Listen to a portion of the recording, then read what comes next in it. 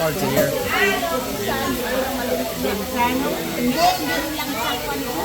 Tope, kapula mo lang.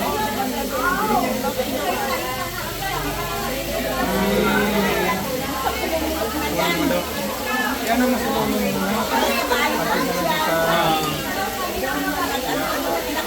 Ano kaya? Ibabay na. Nagaturo si Apong. Ibabay na sa layo.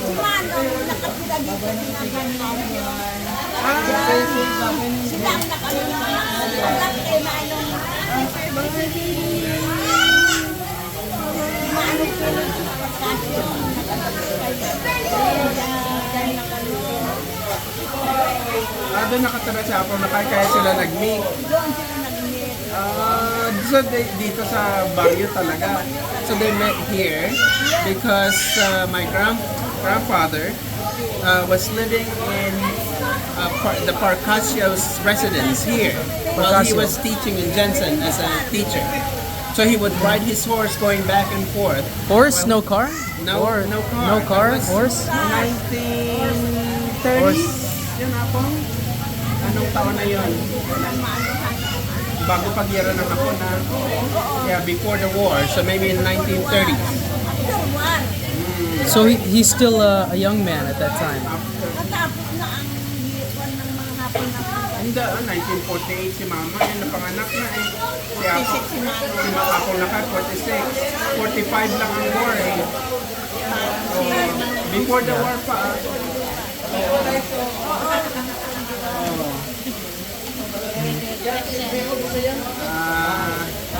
nagkasal sila ni Manang at ni Manong, Protestant. Protestant, hindi pa Katoliko. Protestant. Bakit sinong Protestant ang mga Anciano? Wala pang Katoliko na pare noon. Masyado pa noon. Kaya di ba nagkasal kayong mga ni Manong Protestante? Pinakasalan niya ni Manong Protestante. So actually, when they get married in a Protestant church, not even a Catholic church, because during that time there weren't too many, I guess, Catholic churches here. So. Nagturo si Manong dito sa Magtanang. Ang daan noon, tulay, gamay na lang pinahulog. Gamay gamay, ang lagyan daw, lagyan lang ng baboy. Parang ano na. Nakashoot lang si Manong. Ang baunan namin, yung panitang binat, lagyan ng bigot. Doon, lagyan namin ng manang ng bulan. Yan ang ulam namin, kaisa lang ang baon namin ni Manong. Kaya nakatira man ako sa kanila. Diyan ako nakatira sa kanya, diyan ako lumaki sa kanila. Hanggang sa nakamanap sila. Diyan ako. So, Apong Waning, when she was little, used to live with them because their age gap is pretty big. How big is the age gap? Well, Apong is 97, she's 85. 12 years Yeah, difference. 12 years difference. So when she was still, and Apong Baket got married when, ilang taon si Apong nung nag-asawa siya? 18 yata. 18, o parang 16 lang ata. Parang pareho kami kay Ina nga. Carlo, yung susi ng pick-up. Nanito.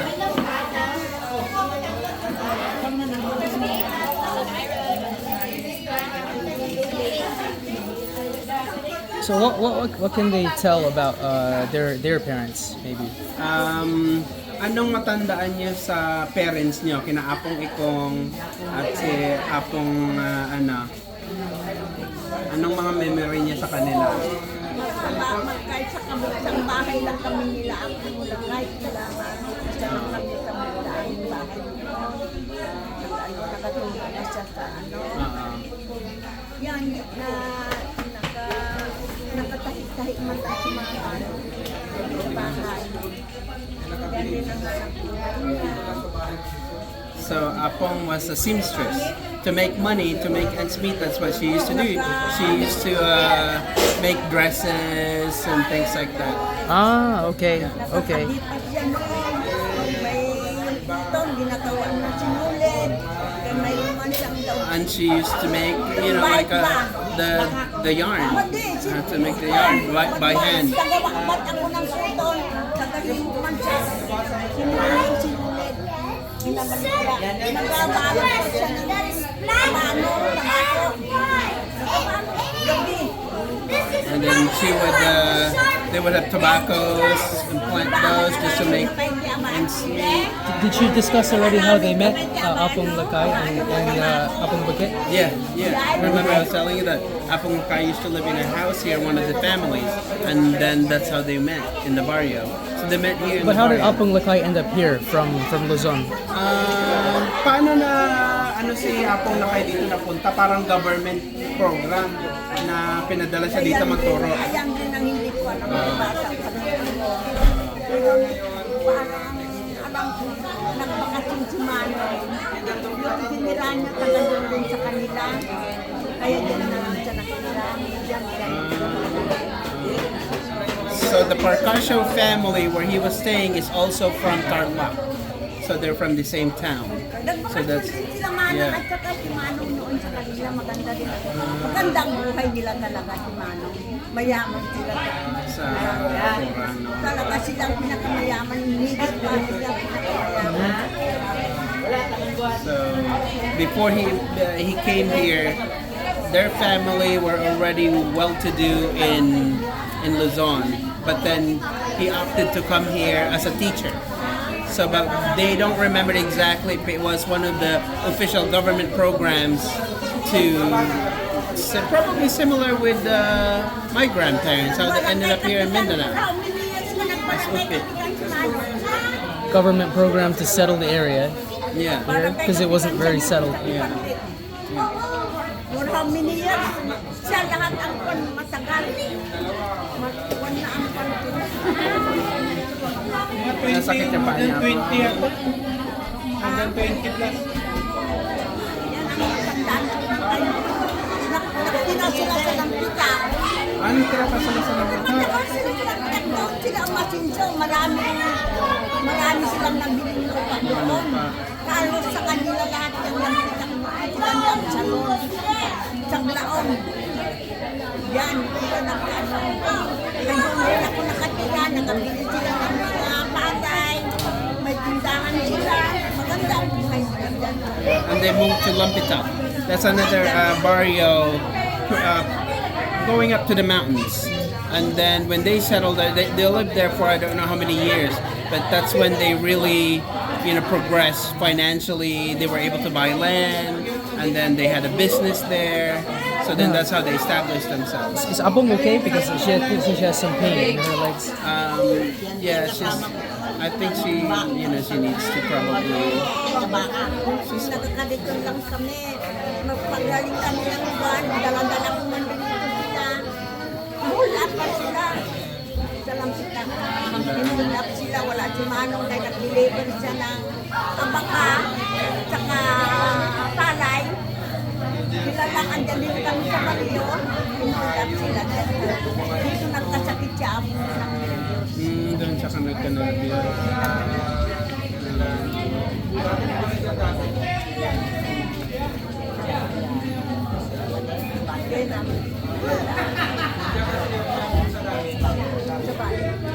Si Connie Claudio dito noon. Hello! Take picture. So si Apong napanganak saan na pa? Luzon. Sa Apong Baket. Doon sa Ordaneta. Kayo dito na. Doon din ako. Lahat kayo. 1940 kami dumating dito. Hitler siya ako mula. Pinalutod. Dito siya ako mula kay. Kanyan ni Konstantan mayaman doon. Nagsalusi madudod. Ginatagan ng iba. Pero noon nagsabi si Hitler na Santos, General Santos na Mandaw, bigyan ng lupa. At mula dito sa Mindanao, bigyan ng lupa. Kaya nakapunta kami dito, kaya kinuha kami ni General Santos. So program pa ni General Santos. Kaya sina Apong Ikong naglipat dito. Oo. Kaya nakapunta sila dito. Nakapunta kami dito. 2 years old lang ako noon.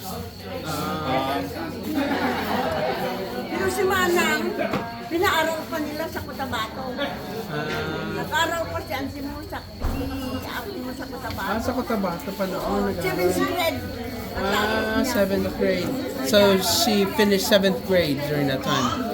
Then that was because during before the war, that was there were no colleges here in this area. Ask them about the time during the war. Was there any Japanese in this area? Ask them about the war. What they can remember. Any encounters? Dad, ask them about the time during the war. Any encounters with Japanese soldiers, anything like that, or how was the area affected from the Japanese occupation?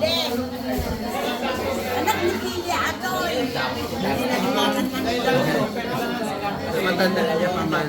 Yung panahon ng Hapon Apong, anong matandaan niyo? May mga nakita kayong Hapon dito?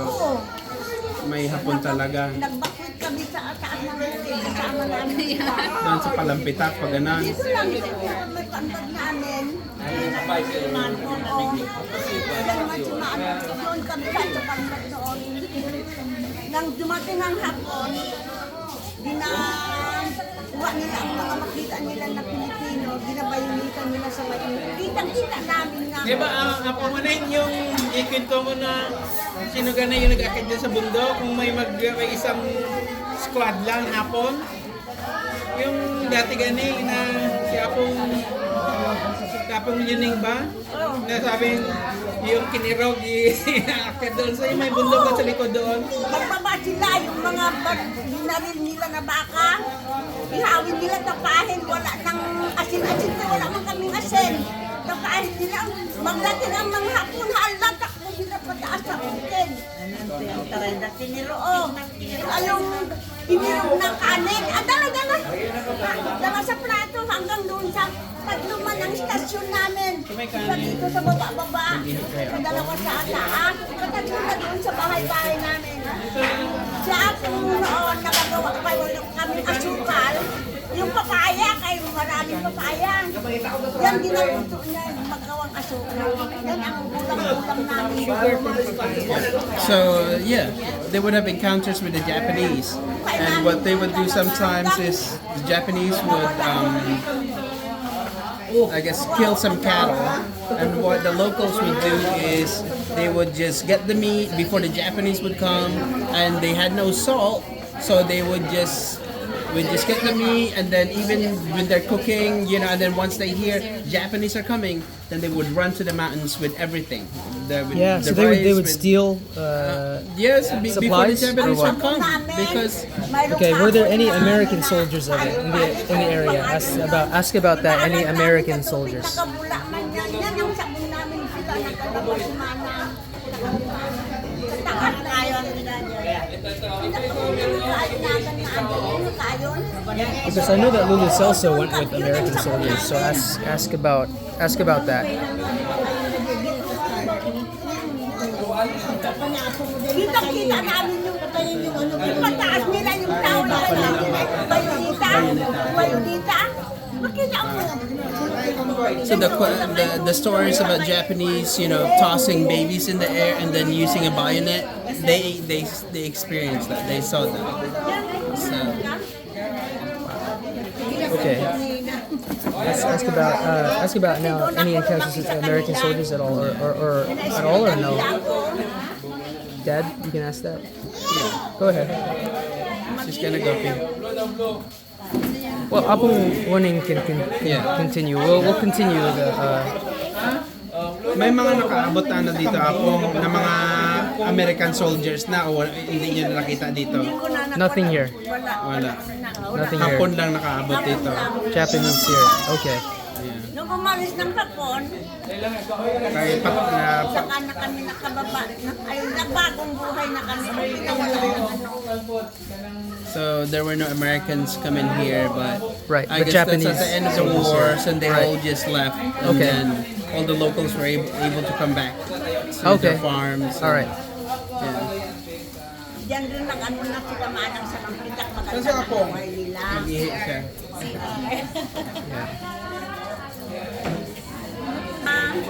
Bilaan kay Manong, Chip.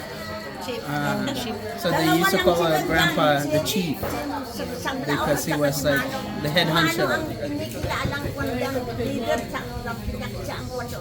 Di ba may sting one, mayroon silang nilagay na sting na roti. Roti sting. Kay si Manong lahat ang nag-ano na daw nag-bakit sa mga bilaan dyan sa kung wala si Manong. Kung may sugat pa yung mga sila ang nakabulong. Yung may mga sugat sa mga bilaan. Gasan niya ng alcohol. Bago lang yan ng milk. So even doing medical assistance to the locals, because I guess during that time, especially the natives didn't have access to germicidal or anything like that. So, but my grandpa, having that knowledge as a teacher, then he would use alcohol. Let's say if they had a cut, clean the cut, and then put the merthiolate, which is antibacterial. So. Si Manong talaga, si Manang, sa tagal kong nakatira doon, bilib ako sa kanila, hindi ko na nag-aaway, hindi ko na ano na, kung mag-aayod si Manong, mag-aayod naman lang si Manang, hindi niya mag-live na siya. Pag okay na naman, mag-ano, pero hindi niya na ano, nakatagal ko sa kanila, hindi ko narinig na nag-aaway. So, Bait talaga si Manong. she lived with them for years since as a little girl growing up. And one of the things that really stood out is that they never really fought. As a husband and wife, when let's say Apong Lakay would be mad, Apong Baket would just walk away, and then that's how they really kept the relationship really strong. But they, Apong Lakay, she's saying that is a very kind person. So they never really fought, and that's how they were married for 60-something years. So. Doon nandito na sila sa barrio, nakatira na dito sa barrio. Pag malaki ang bahay nila, may tindahan sila. Ang may isip naman yung wala nang ano. Nagbarangay kapitan si Manong Puno, miniyot, walang nakmalit sa kanya. Hanggang siya lang nag-ano. Retire naman yun. Marcos. 20 plus years, more than 20 years. 22 siguro, 22. Naka-apat na award siya, napunta sa Bagyo si Manong. Nakakuha ng mga award. National award. Kasi siya ang Nanalo ng Green Revolution. siya lahat ang pinaka-ano dito na barangay. Sa buong Pilipinas. Sa buong Pilipinas, si Manong.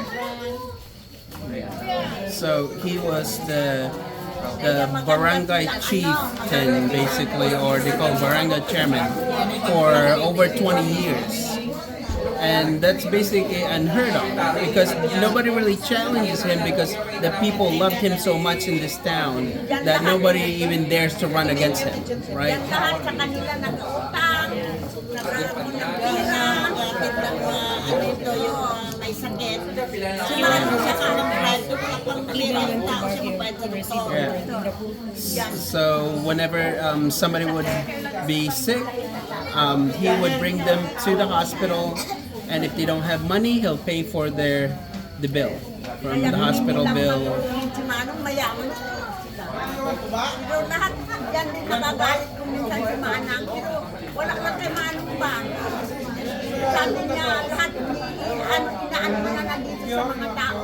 Sila hindi niya iniisip ang pamilya niya. Kawawa si Manang. Magtahi, gabi. Araw na rin ang gabi nakatahiin kay maraming tahiin. Siya, si Manong, tulong sa tao.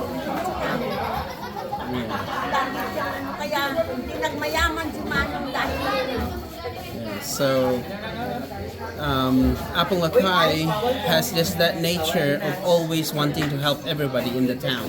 Like anybody who needs anything, who comes for help, if he has any money, then he would help them.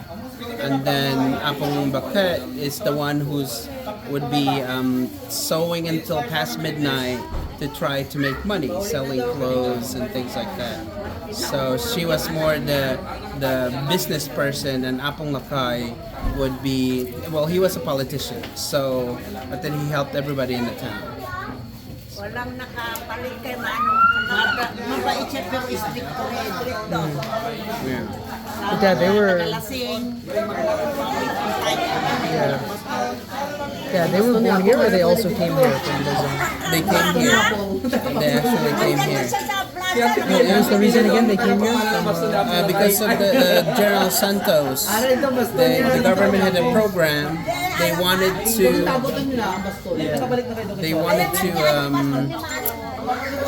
Mindanao it's almost like the Midwest before, right?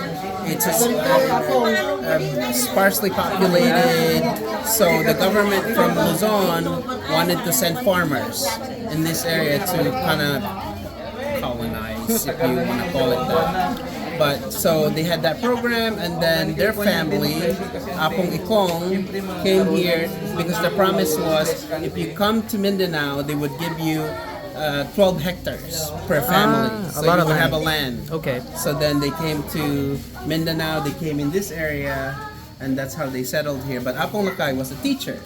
So, and then it just ended up that he stayed with one of the families from the same town where he was from, that settled here. So then that's how he met Apong Baket.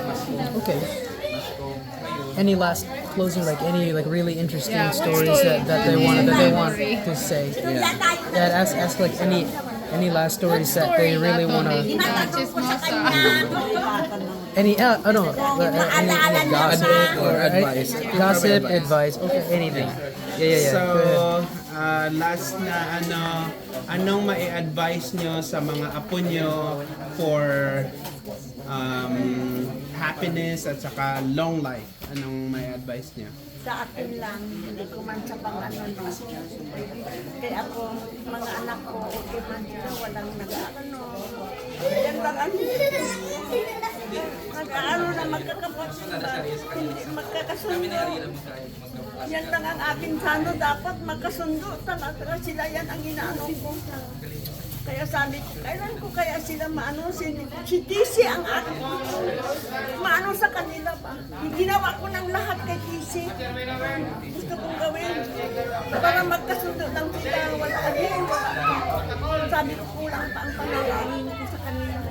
Yan lang ang ma-advise ko. Sana kayo na nandito ngayon na mga anak ni Manang, mga apo niya. Sana magmahalan kayong lahat. Magkaisa kayo, magtulungan kayo. Walang nag-aabon. Kung kayamanan man ang paninyo, magtulungan kayo kung sinong mayroon. Kaya ako ngayon, hindi ko rin sa mahirap ang buhay namin. Pero awa ng Panginoon sa aking mga anak, hindi ko pa rin ako na nag-aaway-away sila. Yan lang ang akin, nag-iyak ako kung maalala ko si Manang. Makita ko si Manang kung dating ako dyan noon. Nagagain ng dugo. Yan ang ginawa ko sa akin.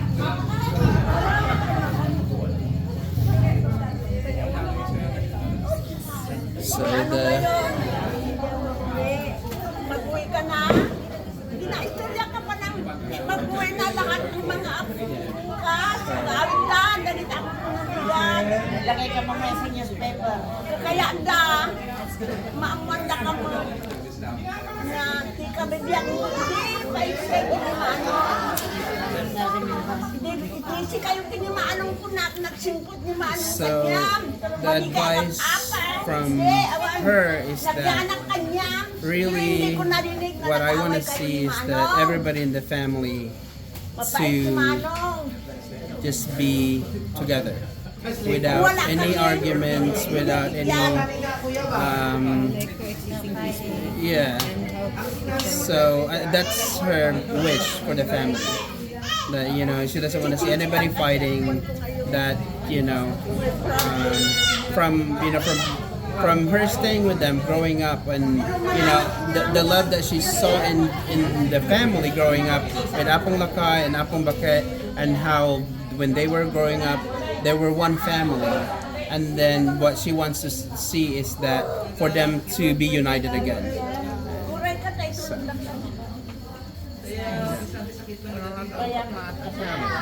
So Kahit tingnan mo kung magkakasundo namin silang magkakapatid, walang pero ngayon wala naman siyang alam. So, unti-unti yan ang mga plano para lahat magkasundo, lahat na Kung ano ang mabuti natin gawin na magkasundo. Pero andito naman yung mga anak niya kanina. So, Iwan lang ang wala si GR. magpunta din dito yan. Andiyan na siya, oh. Andiyan na si GR yun. Si GR. Si mama lang ng So that's the big advice, and what she really wants to see, what's her wishes for the whole Yniguez family to be together, without arguing, without any infighting. So Okay, thank you. salamat Apong. Salamat. Memories. advice ko sa inyo, sana Very nice advice. magpanalagay, magmahalan kayong magkakapatid, mga magpinsan, magpamangkin na magkaisa kayo, walang magramutay, magdamutay ba? Kung sinong mayroon, magtulungan, no? Yan ang aking advice sa inyo. Kay si Manang, wala naman siyang mas hindi nasagit ako siya. Wala naman, hindi ko naman alam. Kaya ako lang nag-ano sa kanya.